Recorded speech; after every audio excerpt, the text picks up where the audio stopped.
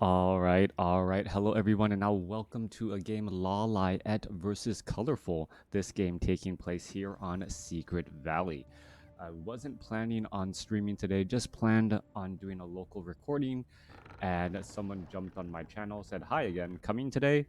So, well, I was just like, well, I guess I can stream. So, for all of you guys out there, thank you for watching. Thank you for tuning in. However, you may be watching or listening to this cast, I do greatly appreciate it. If you're looking for ways to support the channel, well, do what you're doing now. Continue to watch. Let your other Warcraft 3 friends know that you enjoy watching my channel, and well, we'll see what comes of it as I try to pay ever increasingly expensive bills as well, inflation does hurt quite a bit. Anyways, coming back around, Colorful losing that wisp there, but purposely aggroing the army, and the Snow Overseer and the Snow Brute and also the Snow Warden dealing quite a bit of damage to this Ancient of War. Now it's going to force LawLiet to bring out one of his own wisp back the other way. Early Night Elf versus Night Elf shenanigans as Colorful opts to open up with a Priestess of the Moon. Down on the south side here, we are looking at a Demon Hunter coming in from LawLiet. First thing I want to say is, well, um, I know that Blizzard games were pretty much banned in China. The BattleNet and those NetEase servers were set up so that, well, they were actually taken down. So nice to see Colorful being able to play in this W3 Champions Season 13 finals, as well. Not as excuse me as W3 Champions was able to set up their own servers and be able to implement a way for other players to play across the world with relatively low lag. So once again, the community keeping this game alive. Gotta say hats off for all of that going on right there. I'm pretty sure Warcraft 3 was tied up with the NetEase business and ending up not working out all that well. Anyways, Demon Hunter going to go ahead and use Immolation to try and take down this Null Overseer quickly. Does in fact do that. Needs to pick up that Circlet of Nobility and stop using that Immolation. Meanwhile, Archer getting taken down here as we're looking at a Moonwell taking some damage once more. All right, Moonwell under construction, taking damage. That Moonwell down to 38 hit points. Going to go ahead and get canceled there as the Priestess of the Moon of LawLiet now once more on the way back. How come it feels like my microphone was set up and kind of funny? All right, there we go. Half an inch back so I don't constantly bump into the microphone. Coming back around, we are looking at Mass Tier 1 by Colorful. No surprise when the strategy is that Priestess of the Moon.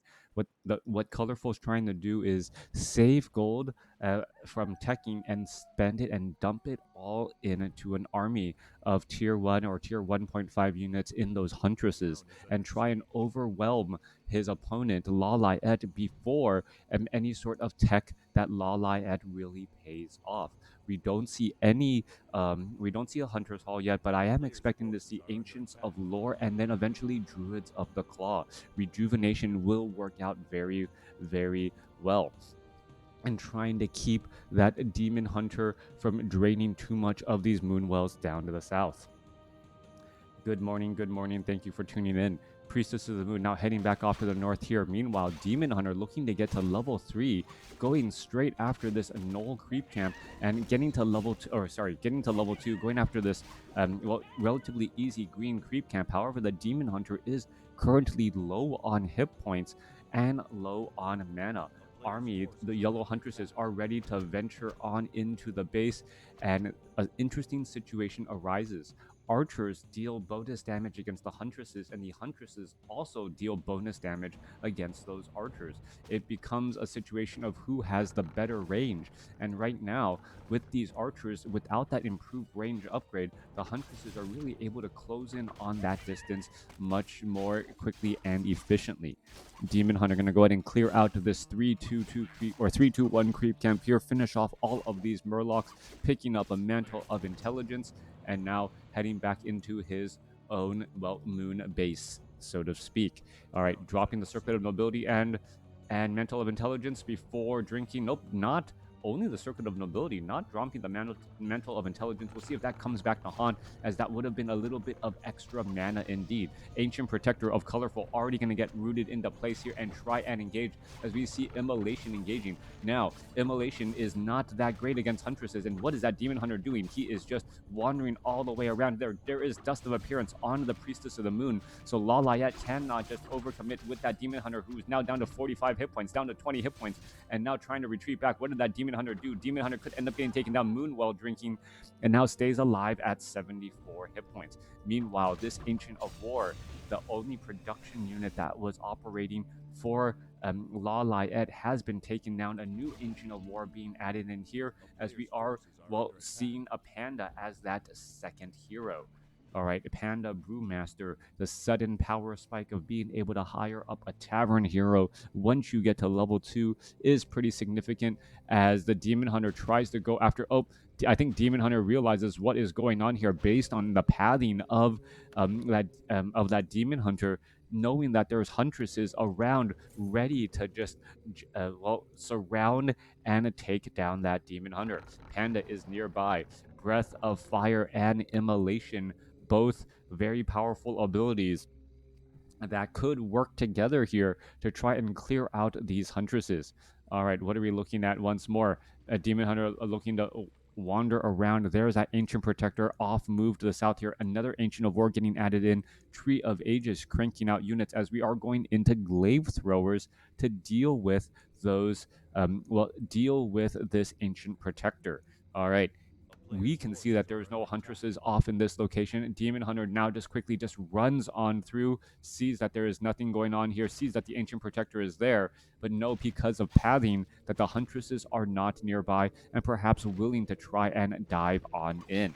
All right, a little bit of damage coming across here. Glaive Thrower now joining in on the fight, going to be able to take that down pretty easily. There's that Hunter's Hall, level 1 weapon upgrades, and those improved bows for increased range on those archers, going from 500 to 700, and really then outclassing those Huntresses. I haven't been able to watch many of the replays lately, but is in my DH a thing in mirror matches. Thought it was really good versus Orc due to, this is the first time I've seen a Demon Hunter in a mirror match. It's usually been Priestess of the Moon or that Keeper of the Grove.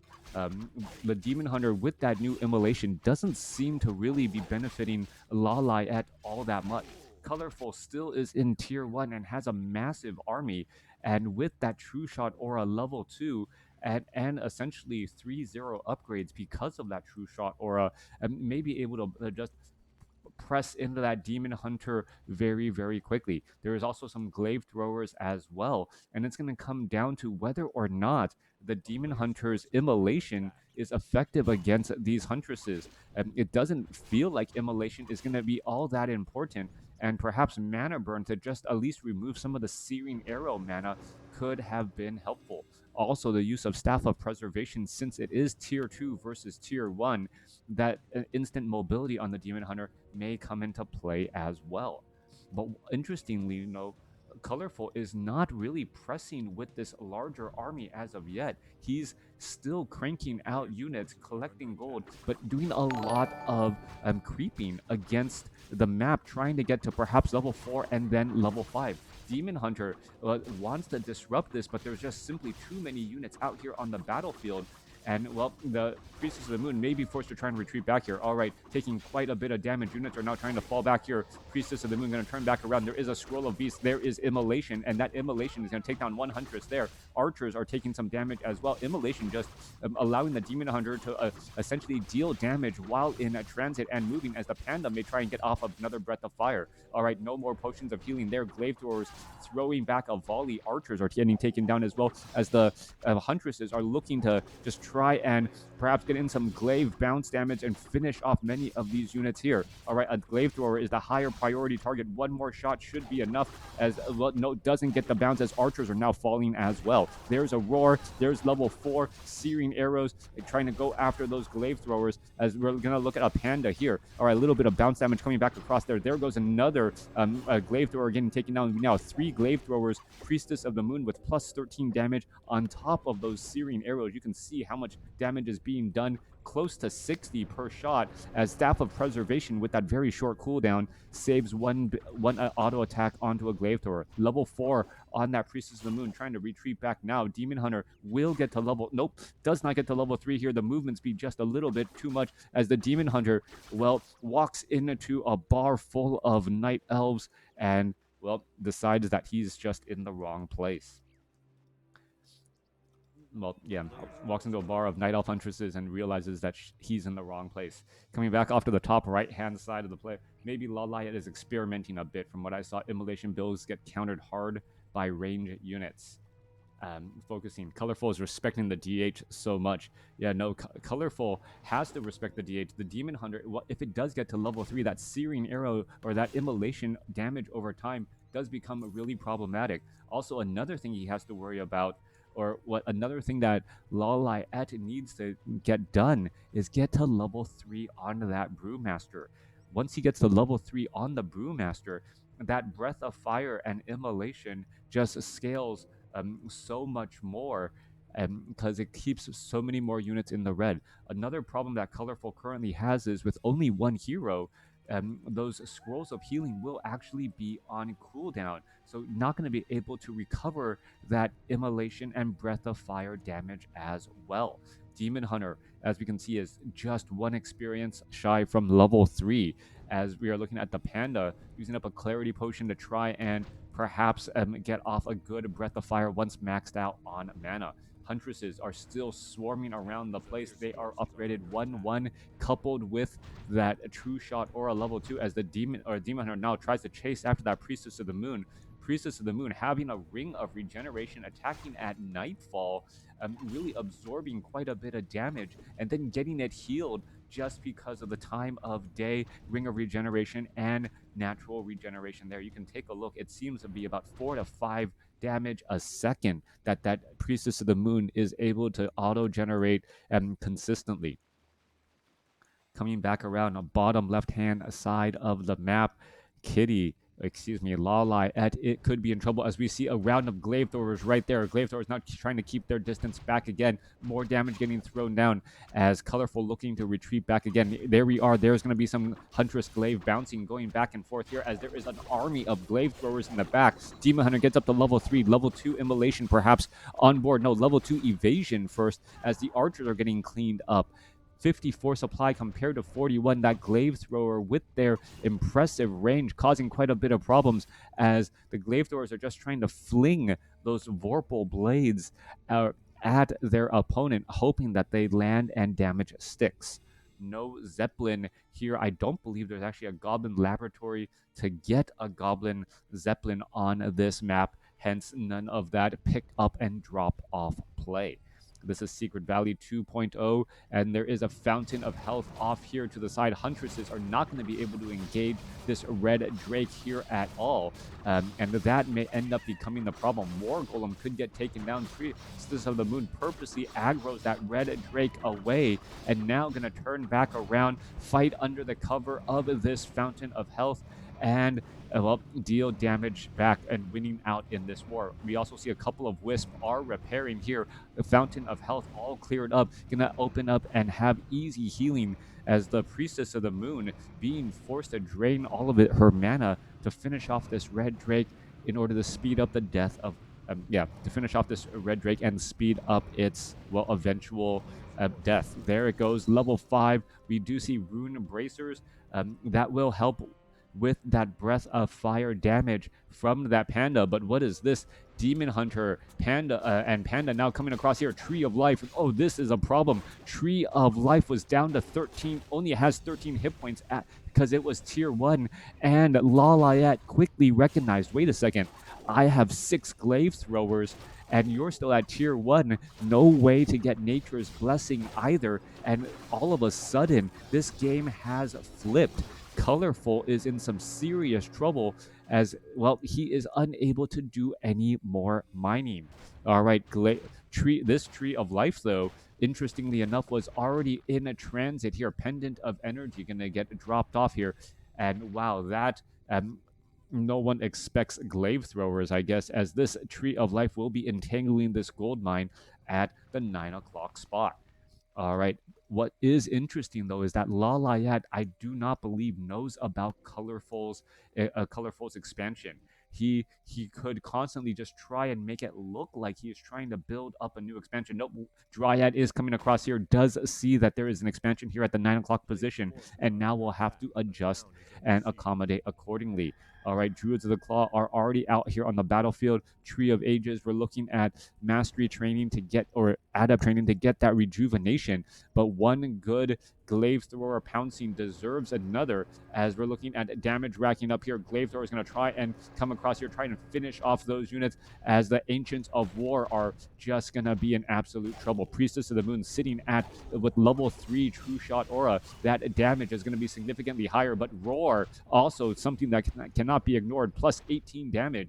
And with all of that, the glaive throwers with Roar from the Druid of the Claw is actually outclassing the True Shot Aura level 3. Glaive thrower is now just still bouncing damage around back and forth. Dryads getting absolutely splatted here, as we're looking at, well, Pressure adding on in. All right, that Roar, that one Roar plus 18 damage for the entire Night Elf army, including the Panda and the Demon Hunter here. If they actually gamed the Roar, yeah, going to continue to try and fight their way through. More damage getting racked on up. Units trying to retreat back. Priestess of the Moon could try and go after some of those glaive throwers, or perhaps that Druid of the Claw, who's already down to 177 hit points. All right, glaive throwers coming back the other way. They landed straight up on top of the glaive throwers within that 0 range, as LawLiet now trying to push back the other way. Massive number of repairs onto that Wisp there, but it may be too little too late, as everything is just going absolutely splat. Colorful losing a handful of units. Huntress is getting inside that 0 range, going to finish off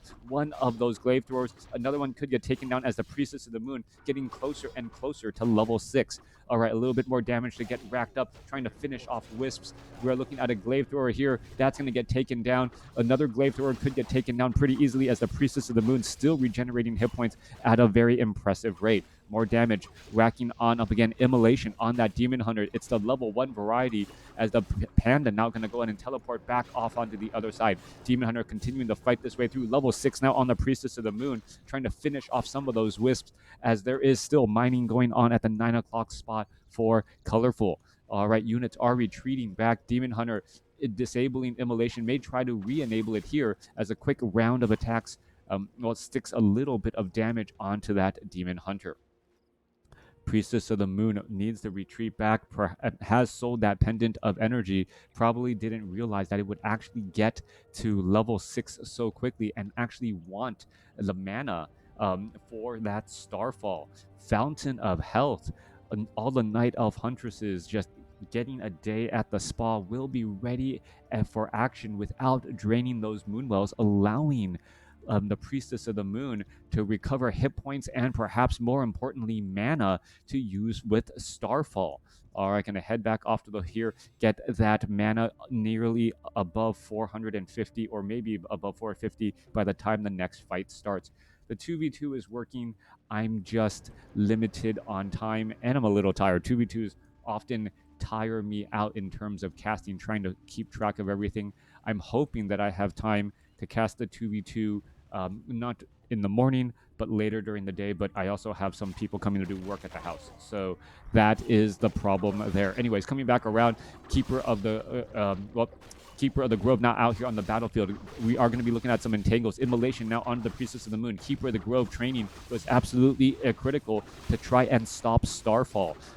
Any way to stop a channeling ability here. Meanwhile, we're looking at Huntresses still racking up quite a bit of damage across all of these units, as Bears could end up getting taken down as well. A couple rejuvenations going across multiple units. Priestess of the Moon is coming in from the back here, trying to finish off some of these units here. One Bear going to get taken down. There's a Staff of Preservation trying to save the Keeper of the Grove. If the Keeper of the Grove gets taken down, but you better believe that the Priestess of the Moon is going to be following things up with a Starfall there. Starfall now getting cast out. We're going to see the entangle. The Keeper of the Grove now needs to try actually engage, get close enough here, but there's simply a large army of Huntresses here, as the Huntresses are slowly falling due to the damage of that Demon Hunter. All right, 3 heroes trying to stop that Priestess of the Moon. Are we going to see an entangle? There's finally the entangle after all that time.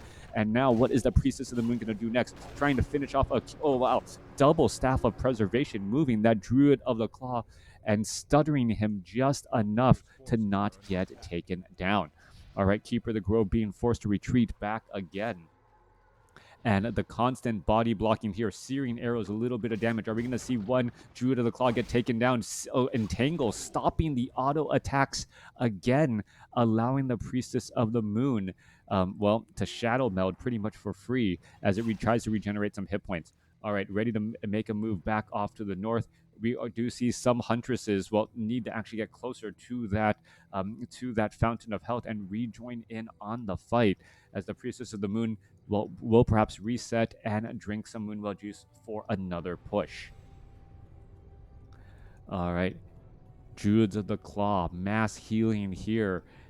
We could be looking at Thorn's aura as for no Thorn's aura will not work. Huntresses are not melee unit. Maybe perhaps some treants here in just a moment if that Keeper of the Grove gets to level 2. Orb of Venom for a little bit of additional damage over time. Gonna go ahead and try and get it entangled around that Ogre Lord.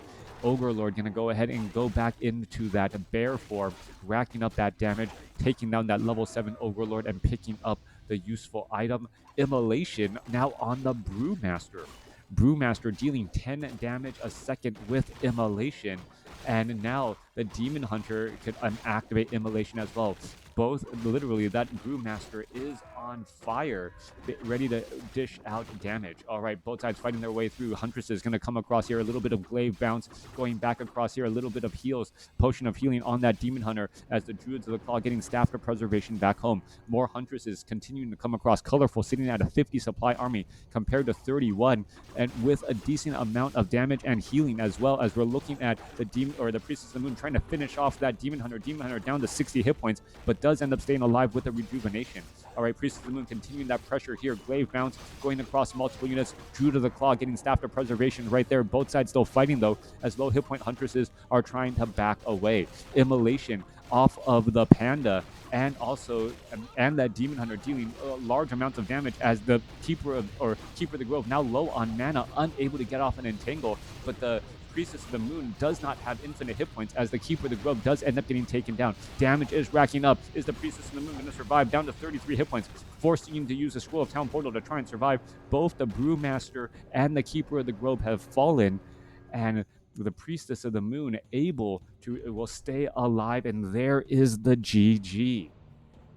Two Starfalls and critical timing pretty much allowing for the victory there. We can see that LawLiet had run out of gold at his gold mine, and a single level 6 Priestess of the Moon able to take on and win against a Demon Hunter, a Panda, and that Keeper of the Grove. Mass tier 1 working out as Colorful was able to always support a larger army throughout the fight. Hope you guys enjoyed it. Thanks for watching. Thanks for listening.